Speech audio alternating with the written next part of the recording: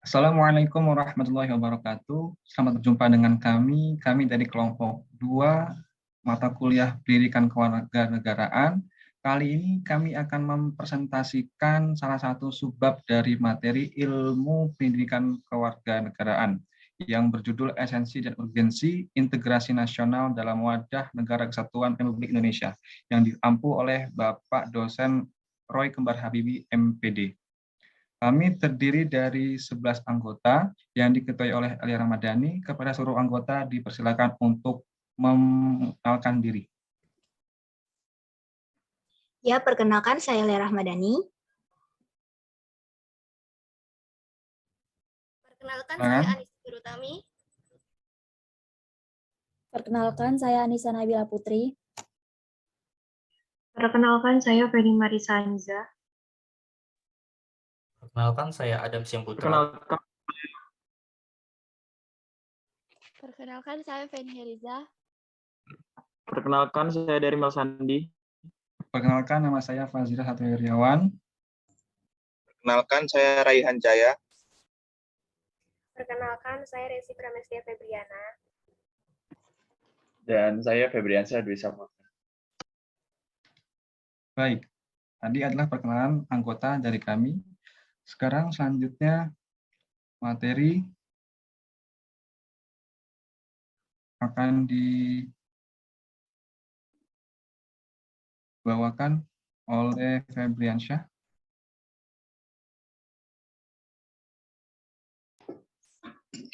Baik, next slide. Baik, Assalamualaikum warahmatullahi wabarakatuh. Saya Febriansyah Dwi Saputra.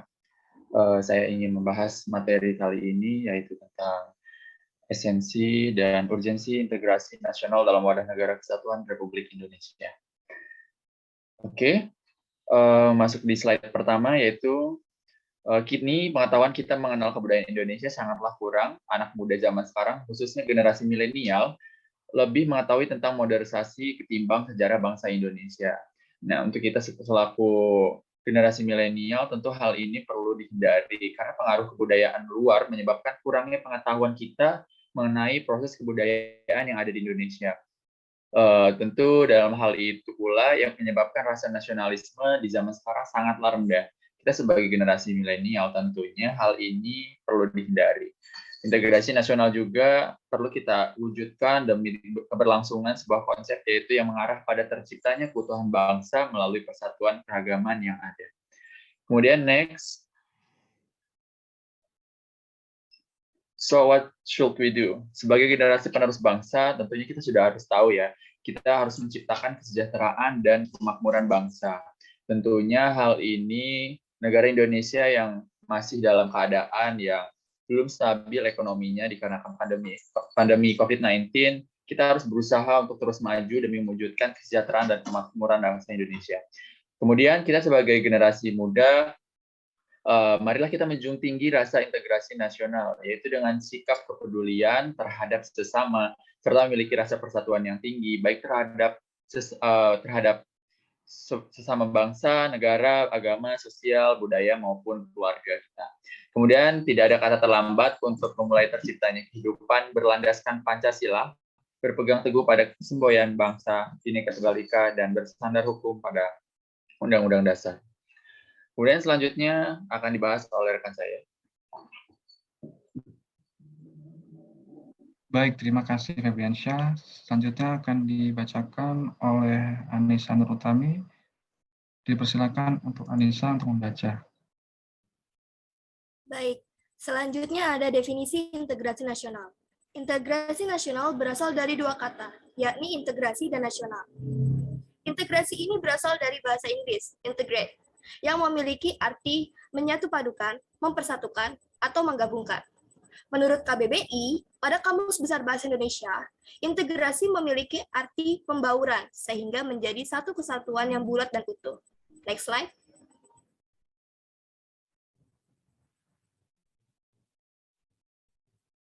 Selanjutnya ada politis. Secara politis, integrasi nasional secara politis ini memiliki arti bahwa penyatuan berbagai kelompok budaya dan sosial dalam kesatuan wilayah nasional yang membentuk suatu identitas nasional. Selanjutnya ada antropologi. Secara antropologi, integrasi nasional ini berarti bahwa proses penyesuaian di antara unsur-unsur kebudayaan yang berbeda, sehingga mencapai suatu kesatuan fungsi di dalam kehidupan masyarakat. Selanjutnya akan dibacakan oleh rekan saya. Baik, terima kasih Anissa. Selanjutnya akan dibacakan oleh rekan kita, yakni Adam. Dipersilakan oleh Adam untuk membawakan materi. Dapat disimpulkan bahwa integrasi nasional adalah usaha dan proses mempersatukan perbedaan yang ada pada suatu negara, sehingga terciptanya keserasian dan keselarasan secara nasional. Kemudian masuk ke faktor-faktor yang mempengaruhi integrasi nasional. Di sini ada dua faktor. Yang pertama adalah faktor pendorong. Yang pertama faktor pendorongnya ialah faktor sejarah yang menimbulkan rasa senasib dan seperjuangan. Yang kedua, keinginan untuk bersatu sebagaimana yang dinyatakan dalam Sumpah Pemuda. Yang ketiga, rasa cinta tanah air di kalangan bangsa Indonesia. Dan yang terakhir adalah rasa rela berkorban untuk kepentingan bangsa dan negara. Kemudian masuk ke faktor-faktor penghambat integrasi nasional. Yang pertama ada masyarakat Indonesia yang heterogen atau beraneka ragam. Kemudian yang kedua adalah wilayah negara yang begitu luas. Yang ketiga, besarnya kemungkinan ancaman, tantangan, dan hambatan yang memicu perpecahan. Dan yang terakhir adalah munculnya gejala etnotrisme. Kemudian akan disampaikan oleh rekan saya. Baik, terima kasih Adam. Selanjutnya akan dibacakan oleh Anissa Nabila. Kepada Anissa Nabila dipersilakan. Baik, di sini saya akan melanjutkan materi yang telah dibawakan oleh Adam. Integrasi masyarakat. Bagaimanapun kondisinya, integritas masyarakat sangat dibutuhkan dalam membangun kejayaan bangsa dan negara, sehingga perlu diupayakan demi mencapai tujuan yang diharapkan dan mencegah konflik yang akan menyebabkan kerugian fisik dan material. Perilaku yang dapat menumbuhkan persatuan dan kesatuan yang pertama adalah berteman dengan siapa saja dan membantu teman yang kesusahan dengan konteks hal-hal yang baik. Yang kedua, bersikap dan berperilaku dengan penuh tenggang rasa dan toleransi. Yang ketiga, mentaati segala peraturan adat istiadat dan norma yang berlaku. Yang keempat, mengikuti pemilu dan pilkada.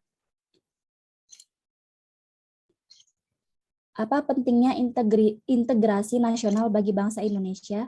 Indonesia adalah negara heterogen yang memiliki berbagai suku, ras, agama, dan bahasa. Hal ini menjadi tantangan bagi Indonesia dalam menyatukan keanekaragaman yang ada, sehingga timbul rasa persatuan dan bersama-sama membangun kesejahteraan bangsa Indonesia.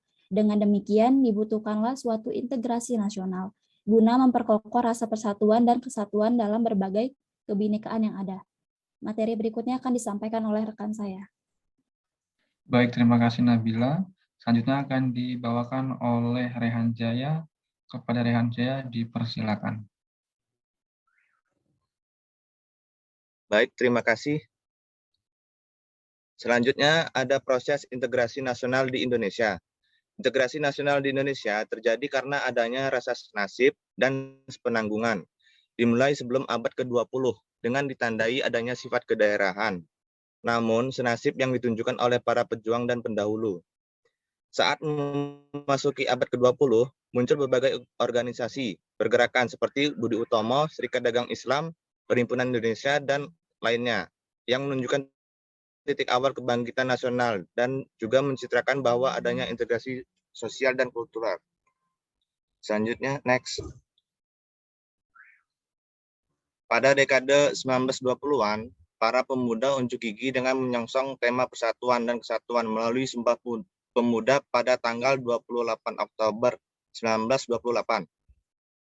Pada pasca proklamasi kemerdekaan, Indonesia mengalami berbagai ancaman yang ingin meruntuhkan persatuan dan kesatuan bangsa.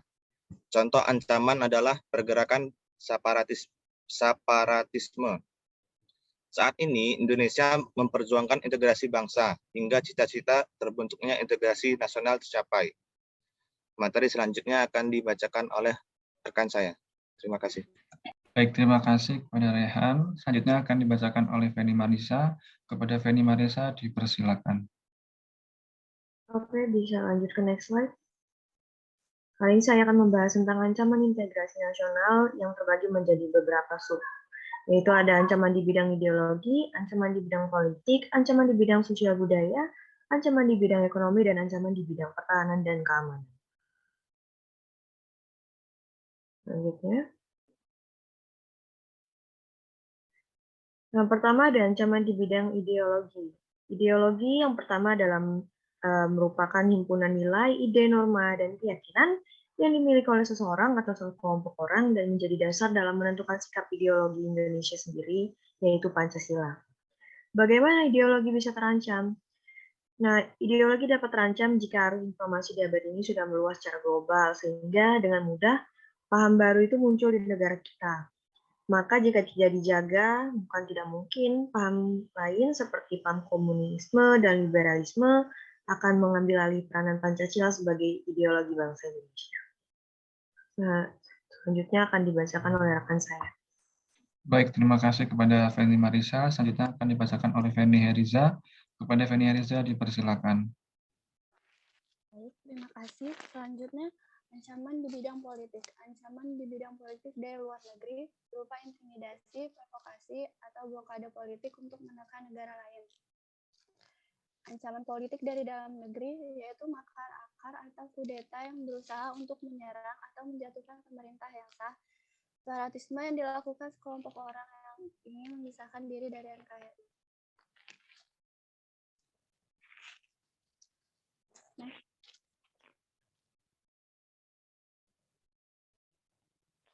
Ancaman di bidang sosial budaya.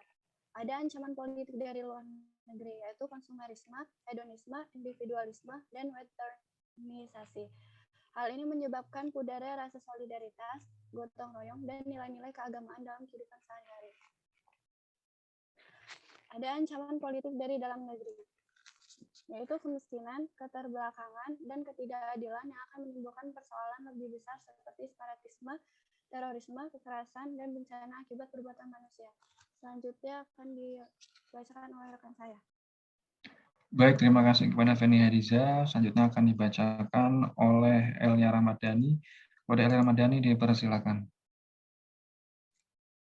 Ya, berikutnya ada ancaman di bidang ekonomi. Ancaman di bidang ekonomi itu berupa kesenjangan sosial sebagai akibat dari persaingan bebas, sektor keekonomi rakyat yang semakin berkurang, serta angka pengangguran dan kemiskinan yang sulit dikendalikan. Yang terakhir, ada ancaman di bidang pertahanan dan keamanan, yaitu berupa agresi militer, pelanggaran kedaulatan wilayah, terorisme, pemberontakan bersenjata, dan spionase.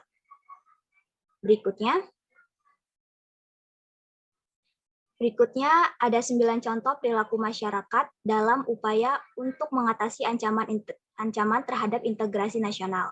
Yang pertama, ada mengelola dan memanfaatkan sumber daya alam untuk meningkatkan kesejahteraan rakyat. Yang kedua, ada mencegah persatuan dan kesatuan bangsa. Ketiga, menghargai setiap perbedaan. Keempat, merawat dan memelihara lingkungan. Kelima, melakukan gotong royong bersama untuk meningkatkan rasa kesadaran bermasyarakat, berbangsa, dan bernegara. Yang keenam, menjaga kelestarian lingkungan dan mencegah terjadinya pencemaran lingkungan. Ketujuh, ada menunaikan ibadah sesuai dengan keyakinan yang dianutnya. Yang kedelapan, ada menggunakan segala fasilitas umum dengan baik dan tidak merusaknya. Dan yang terakhir, ada membangun kesadaran akan pentingnya integrasi nasional. Berikutnya akan disampaikan oleh teman saya.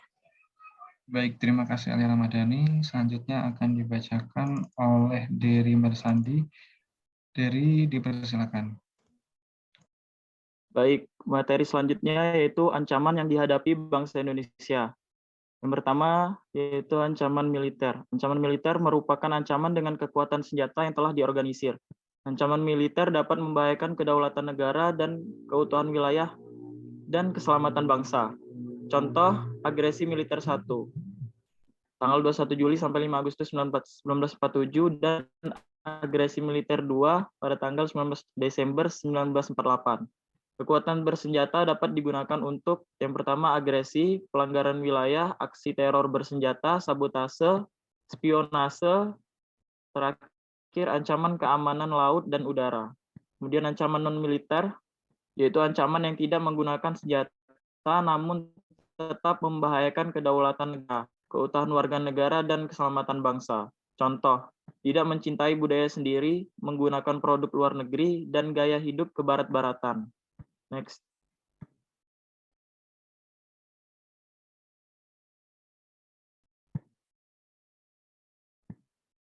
Contoh integrasi nasional dalam kehidupan berbangsa dan bernegara. Bentuk pengaplikasian integrasi nasional dapat diwujudkan dalam kehidupan sehari-hari. Berikut contoh integrasi nasional di lingkungan sekolah. Yang pertama, seragam. Seragam di sekolah menandakan persamaan semua anak yang bersekolah, tanpa membeda-bedakan kedudukan orang tua, ekonomi, suku, ras, dan agamanya di sekolah. Yang kedua, upacara bendera. Tujuan diadakannya upacara ini supaya siswa terbiasa memiliki sikap cinta tanah air dan sikap rela berkorban melalui pengibaran bendera merah putih dan menyanyikan lagu kebangsaan dan lagu-lagu nasional. Baik, materi selanjutnya akan disampaikan rekan saya. Baik, terima kasih dari Mas Andi. Selanjutnya akan dibacakan oleh Resi Pramestia. Dipersilakan kepada Resi. Selanjutnya adalah contoh dari integrasi nasional di lingkungan masyarakat. Terdapat 5 contoh yang bisa kita lakukan untuk mewujudkan integrasi nasional. Yang pertama itu adalah pelaksanaan gotong royong. Masyarakat Indonesia dikenal sebagai masyarakat yang mempunyai nilai kemanusiaan yang sangat tinggi. Dengan bergotong royong, semua permasalahan yang ada lebih ringan, seperti istilah yang sering kita dengar, yaitu berat sama dengan dijinjing, ringan sama dengan dipikul. Beberapa contoh pelaksanaan gotong royong adalah bergotong royong dalam meringankan beban masyarakat yang terkena musibah atau bergotong royong dalam memelihara keamanan masyarakat atau kampung. Yang kedua itu saling menghargai. Saling menghargai dan menghormati adalah wujud lain dari integrasi nasional. Dalam masyarakat majemuk seperti Indonesia, hal ini sangat saling menghormati dan menghargai antar suku, budaya, adat istiadat, ras, dan agama. Sikap ini akan mengantarkan masyarakat ke dalam hidup rukun dan damai. Yang ketiga adalah akulturasi dan asimilasi budaya. Setiap daerah di Indonesia mempunyai perbedaan budaya dan adat istiadat. Nah, salah satu proses menuju integrasi nasional dari sisi budaya adalah dengan adanya akulturasi dan asimilasi budaya. Maksudnya, setiap budaya yang berdampingan berusaha menyatu dan menyesuaikan diri. Yang keempat adalah toleransi umat beragama. Di Indonesia sendiri mempunyai 6 agama yang diakui sebagai agama resmi negara. Di sini hak asasi manusia sangat dilindungi. Kebebasan menjalankan agama dan beribadah sesuai kepercayaan masing-masing berkembang dengan baik. Tetapi diingat bahwa toleransi bukan berarti setiap pemeluk agama harus mengikuti kegiatan keagamaan yang berbeda. Toleransi berarti tidak mengganggu ibadah dan kegiatan agama lain. Yang terakhir adalah menaati undang-undang. Tujuan peraturan dibuat adalah untuk kepentingan bersama, agar hak seseorang tidak berbenturan dengan hak orang lain. Hasilnya dengan mentaati peraturan adalah maka integrasi nasional juga akan terwujud. Misalnya, menaati peraturan lalu lintas. Jika individu tidak saling menaatinya, maka jalan akan kacau. Perpecahan dapat terjadi dengan mudah karena pejalan kaki dan setiap kendaraan bermotor saling bersinggungan. Materi selanjutnya akan disampaikan oleh rekan saya. Baik, terima kasih kepada Resi. Dari pemaparan yang telah dijabarkan tadi, dapat disimpulkan bahwasannya integrasi berasal dari bahasa Inggris, yakni integration, yang berarti kesempurnaan atau keseluruhan. Integrasi nasional adalah usaha dan proses mempersatukan perbedaan-perbedaan yang ada pada suatu negara sehingga terciptanya keserasian dan keselarasan secara nasional. Seperti yang kita ketahui, Indonesia merupakan bangsa yang sangat besar, baik dari kebudayaan maupun wilayahnya. Hal tersebut dapat membawa dampak positif dan juga negatif bagi bangsa Indonesia, tergantung bagaimana kita bisa memanfaatkan dengan baik atau tidak. Kita sebagai negara yang memiliki banyak keragaman, baik itu dari segi suku, agama, ras, budaya, bahasa, dan lain sebagainya, integrasi nasional sangat diperlukan untuk menyatukan perbedaan-perbedaan yang ada di Indonesia, sehingga perlu upaya bagi bangsa Indonesia untuk mewujudkan perbedaan-perbedaan tersebut ke dalam integrasi nasional. Dengan demikian, negara kita bisa terhindar dari berbagai ancaman dan konflik yang dapat muncul kapan saja. Baik, pemaparan yang telah kami sampaikan semoga bermanfaat. Harapan kami sebagai mahasiswa tercapainya integrasi nasional secara sempurna akan kami upayakan. Demikian dari kami. Wassalamualaikum warahmatullahi wabarakatuh.